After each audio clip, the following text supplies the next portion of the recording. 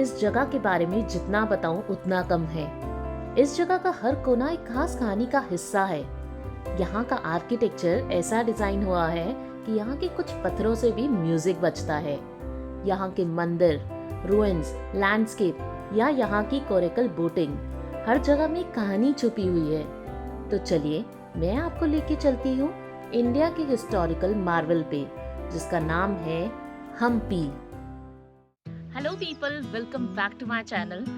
सो guys, आपको पता है मैं इंडिया में बहुत सारी स्टेट्स में ऑलरेडी ट्रैवल कर चुकी हूँ, बट कर्नाटका में ये मेरा फर्स्ट टाइम है। और कर्नाटका में मेरी पहली सिटी है जो इंडिया की नहीं, वर्ल्ड की रिचेस्ट सिटी हुआ करती थी। Welcome to Hampi.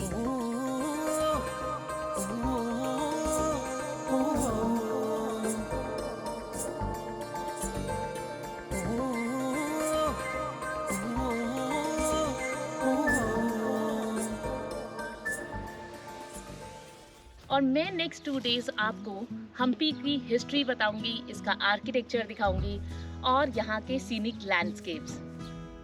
हम्पी, जिसे संस्कृत में सिटी ऑफ विक्ट्री कहते हैं, ये जगह पहले विजयनगरा एम्पायर की कैपिटल हुआ करती थी और अब कर्नाटका का एक ऐसा शहर है जहाँ दूर दूर से लोग घूमने आते हैं।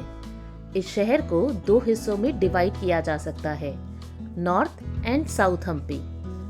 जहाँ साउथ हम्पी में सारे मेन मॉन्यूमेंट्स हैं, वही नॉर्थ हम्पी वो जगह है जहाँ लॉर्ड रामा हनुमान और सुग्रीव जी से मिले थे।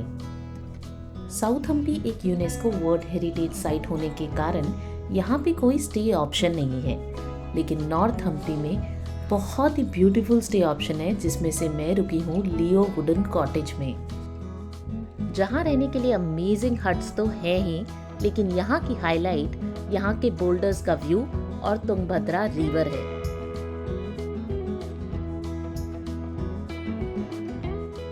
नॉर्थ हम्पी में 2 जगह कोरेकल बोटिंग होती है। एक वो जगह है जहाँ हर कोई कोरेकल बोटिंग करता है और एक डेफिनेटली हिडन जेम है।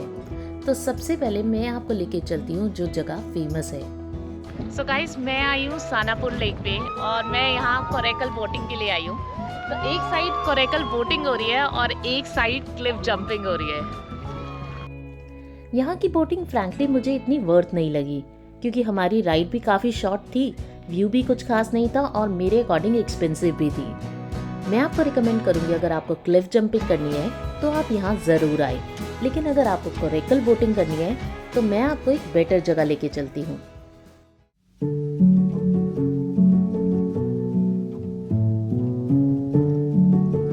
सो गाइस, मैं अभी आई हूँ ऋषिमुख पर्वत पे और ये जगह थी जहाँ सुग्रीव जी रहते थे।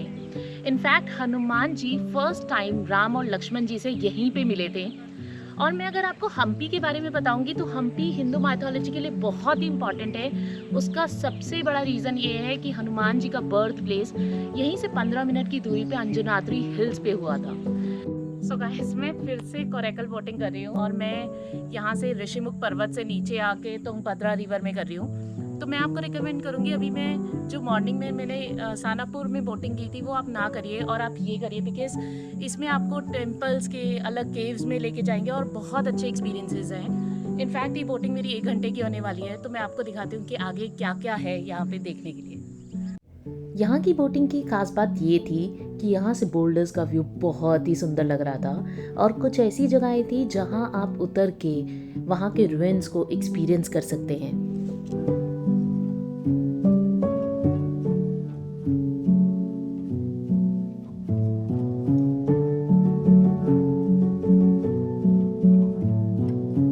सो गाइस, हम कोरेकल बोटिंग करके अपनी फर्स्ट जगह पे आ चुके हैं और यहाँ पे आके मुझे लिटरली विश्वास नहीं हुआ, क्योंकि आप पीछे देखोगे वहाँ पे 1000 शिवलिंग है और यहाँ पे 101 शिवलिंग है। ये कृष्ण राय की आर्मी ने बनाए थे और ये पूजा करते थे और ये जगह इतनी ज़्यादा ऑथेंटिक है, बिल्कुल ही ऐसा लग रहा है यहाँ पे कोई नहीं आता। तो मुझे यहाँ पे आके सच में बहुत ही ज़्यादा अच्छा लग रहा है। और इनफैक्ट यहाँ पे जो दूर दूर तक केव्स दिख रही है, वहाँ पे राम, लक्ष्मण जी, सीता जी की मूर्ति भी है। It is really beautiful. तो मैं आपको 100% रिकमेंड करूँगी, ये वाली कोरेकल बोटिंग आप ज़रूर करिए।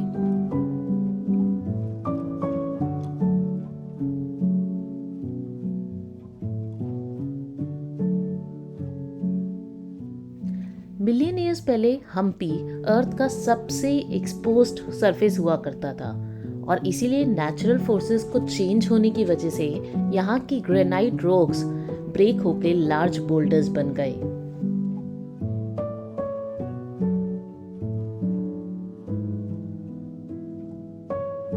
हम्पी की जगहें जितनी सुंदर थी उतने ही सुंदर वहाँ के रास्ते थे और अब हम पहुँच गए थे पार्वती मंदिर। वैसे तो वहाँ ज़्यादा कुछ करने के लिए था नहीं, लेकिन फिर मैं मिली आज की वानर सेना से।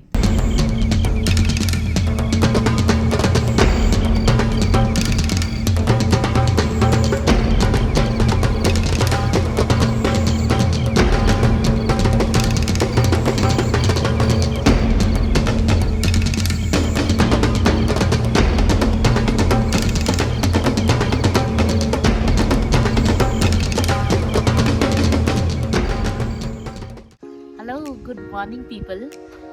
आज हमारा दिन स्टार्ट हो गया है और आज मैं जा रही हूँ साउथ हम्पी, जहाँ सारे टेम्पल्स हैं। नॉर्थ हम्पी से साउथ हम्पी पहुँचने के लिए हमें 1 घंटे की ड्राइव करनी पड़ी। तो गाइज हम यहाँ पे ऑटो कर रहे हैं ये सारी जगह को कवर करने के लिए, क्योंकि इनसे अच्छे गाइड कौन हो सकते हैं जो हमें सारी रास्ते भी एक्सप्लेन कर पाएंगे। और अच्छी बात ये है इनको सारी हिस्ट्री भी पता है ना। थोड़ा थोड़ा आता। हमें कहाँ लेके जाओगे? तो क्या आप तैयार हैं साउथ हम्पी के लिए? तो चलिए चलते हैं फिर। कहते हैं ना कि किसी लोकल के साथ एक्सप्लोर करने की बात ही अलग होती है, और मैंने अपनी शुरुआत की थी एक ऐसी जगह से जो मेरी आइटनरी में तो नहीं थी, लेकिन मुझे वहां जाके लगा कि होनी चाहिए थी। और ये जगह है मल्यवंता रघुनाथ टेम्पल। ये टेम्पल लॉर्ड रामा को डेडिकेट किया है, क्योंकि लंका जाने से पहले वो कुछ टाइम इस टेम्पल में रहे थे और उन्होंने मॉनसून खत्म होने का वेट किया था। इस टेम्पल में हमारे अलावा कोई भी नहीं था और यहाँ से हम्पी कुछ अलग ही दिख रहा था। और इसके बाद हम पहुंचने वाले थे एक ऐसी जगह जहां जाए बिना हम्पी का ट्रिप पूरा नहीं हो सकता, और ये जगह है विजय विठाला टेम्पल। इस टेम्पल के कॉम्प्लेक्स को एक्सप्लोर करने में काफी टाइम लग जाता है, और यहाँ मैं आपको रिकमेंड करूंगी कि एक लोकल गाइड आप जरूर लें। सो गाइज, अब मैं आ चुकी हूँ स्टोन ऑफ चैरियट, जो हम्पी की सबसे ज़्यादा फेमस जगह है। और आप ये चैरियट जो देख रहे हैं ये सारा पत्थर से कार्व किया हुआ है और इसके अंदर गरुड़ भगवान जी की मूर्ति है। इनफैक्ट ये जो हमारा 50 रुपीज़ का नोट है, अगर आप उसके पीछे देखोगे तो यही मॉन्यूमेंट है, stone of chariot. It is so beautiful. Stone chariot के अलावा इस जगह में एक और बहुत ही इंटरेस्टिंग चीज़ है, और वो है यहाँ के 56 म्यूजिकल पिलर्स, जिन्हें सारेगामा पिलर्स भी कहते हैं। यहाँ हर एक मेन पिलर एक म्यूजिकल इंस्ट्रूमेंट की तरह डिज़ाइन हुआ है, और उसके अंदर 7 माइनर पिलर्स हैं जिसे टैप करके डिफरेंट ट्यून सुनाई देती है, और हर एक ट्यून एक म्यूजिकल इंस्ट्रूमेंट की ट्यून है। दुनिया में कुछ ऐसी जगहें होती हैं जिन्हें सुन के बिलीव करना बहुत ही मुश्किल है, और 56 म्यूजिकल पिलर्स उनमें से एक है। इन पिलर्स को प्रिजर्व करने के लिए यहाँ अंदर जाना तो रिस्ट्रिक्ट है, लेकिन यहाँ पे कुछ और पिलर्स हैं जिसे टैप करके आप ये एक्सपीरियंस कर सकते हैं।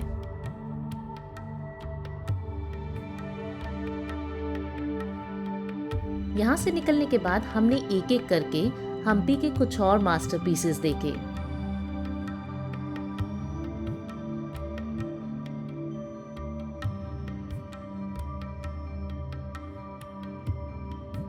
और अब मैं पहुंच गई थी लोटस महल। इस कॉम्प्लेक्स में देखने के लिए 3 जगहें हैं, जिसमें से मुझे एलिफेंट स्टेबल और लोटस महल काफी पसंद आए।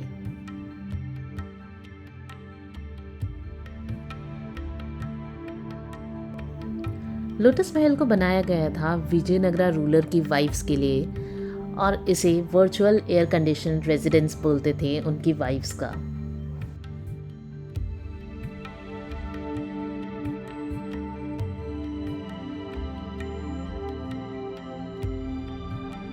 वैसे तो हम्पी में सारे मॉन्यूमेंट्स 5 बजे बंद हो जाते हैं, बट यहाँ के विरूपक्षा टेम्पल रात तक खुला रहता है और वहाँ पे एक एलिफेंट है जिसका नाम है लक्ष्मी, वो सबको अपनी ब्लेसिंग देती है।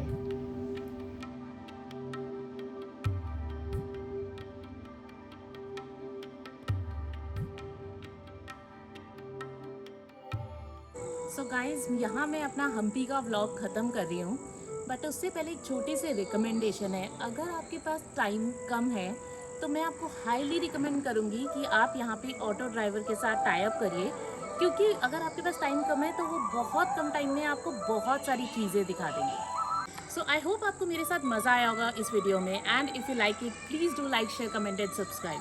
Bye bye, happy travelling.